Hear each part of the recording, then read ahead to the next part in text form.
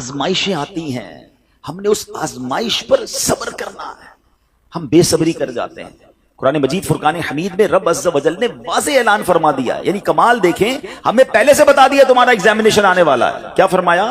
وَلَنَبْلُوَنَّكُمْ بِشَيْءٍ مِّنَ الْخَوْفِ وَالْجُوعِ وَنَقْصٍ مِّنَ الْأَمْوَالِ وَالْأَنفُسِ وَالثَّمَرَاتِ، یعنی اللہ نے فرمایا ان قریب تمہیں آزمائیں گے. بی ریڈی، بی کیئرفل، آپ کا ایگزام ہونے والا ہے. اچھا یہ بھی نہیں فرمایا کہ کسی بھی چیز سے ایگزام ہو جائے گا، ہمیں ایگزامینیشن کے کوسچن بھی بتا دیے کہ کیا کیا ٹیسٹ آ سکتا ہے.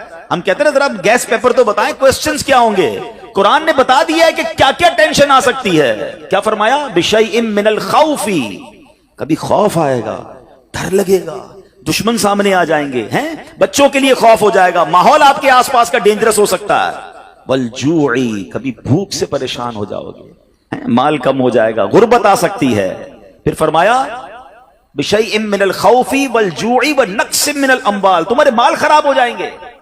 کبھی آپ شپمنٹ منگوائیں گے، کبھی آپ نے سٹاک خریدا ہوگا، کبھی دکان لگائی ہوگی، اچانک مال میں کوئی فالٹ نکل آئے گا، آپ کا کاروبار ڈاؤن ہونے لگ جائے گا. یہ بھی ہو سکتا ہے. وَالْأَنفُسِ وَالثَّمَرَاتِ، تمہارے جسموں میں پرابلم آ سکتی ہے، ہم بیمار ہو سکتے ہیں، ہماری باڈی میں پرابلم. بندہ کہتا ہے چلتے چلتے بیمار ہو گیا، every thing is going good, یہ اچانک کون سا وائرس نکل آیا. یہ ٹینشن، یہ امتحان ہونا ہے. وَالثَّمَرَاتِ، یا تمہارے پھل، تمہارے مال، تمہارے باغات، یہ بھی خراب ہو سکتے ہیں. مگر آگے قرآن کیا کہتا ہے؟ یہ ایگزامینیشن سے جو پاس ہو جائے گا نا، فرمایا وَبَشِّرِ الصَّابِرِينَ، خوشخبری ہے صبر والوں کے لیے. It means good news waiting for you.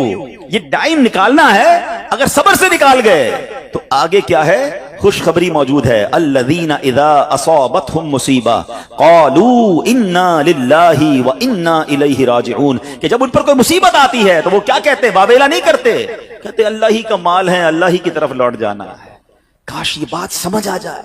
جب بھی آپ کو فیل ہونا کہ یار چلتے چلتے معاملات ڈسٹرب ہو رہے ہیں، تو بی پریپیئر کہ مجھ پر ٹیسٹ شروع ہو گیا اور میں نے فیل نہیں ہونا ہے، میں نے صبر کے ساتھ یہ مشکل وقت گزارنا ہے، اللہ پر بھروسہ رکھنا ہے، اللہ پر یقین رکھنا ہے.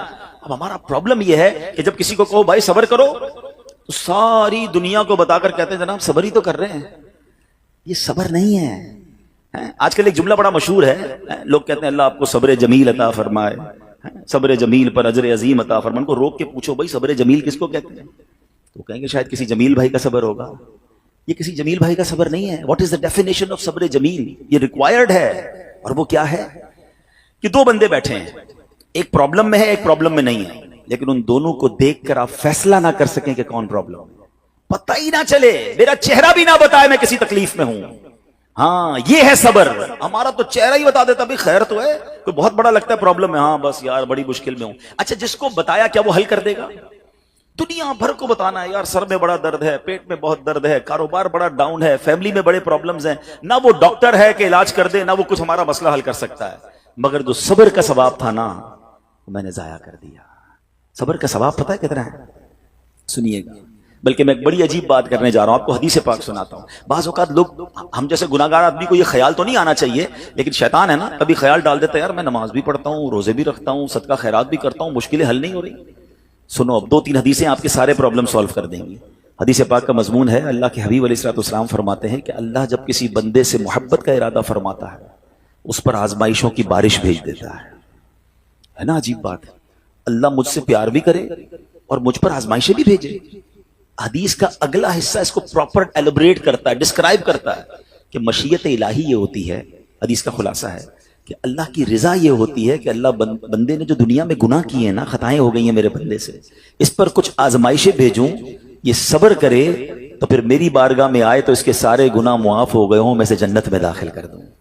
یعنی یہ آزمائشیں تو مجھے میرے گناہ معاف کروانے آ رہی تھی، میرے اللہ کی بارگاہ میں مجھے اللہ سے قریب کرنے آ رہی تھی، اور میں نے واویلا کر کے، میں نے شکوے کر کے وہ سارا ثواب ضائع کر دیا. ایک اور حدیث پاک سنیے. اللہ رب العالمین کی بارگاہ میں بندے کا کوئی مرتبہ لکھا ہوتا ہے، ٹھیک ہے، اور بندہ عبادت کے ذریعے روزے رکھ کر، نمازیں پڑھ کے، تلاوت کر کے وہ وہاں نہیں پہنچ پا رہا ہوتا. اللہ چاہتا ہے کہ یہ بندہ اس رینک تک پہنچ جائے.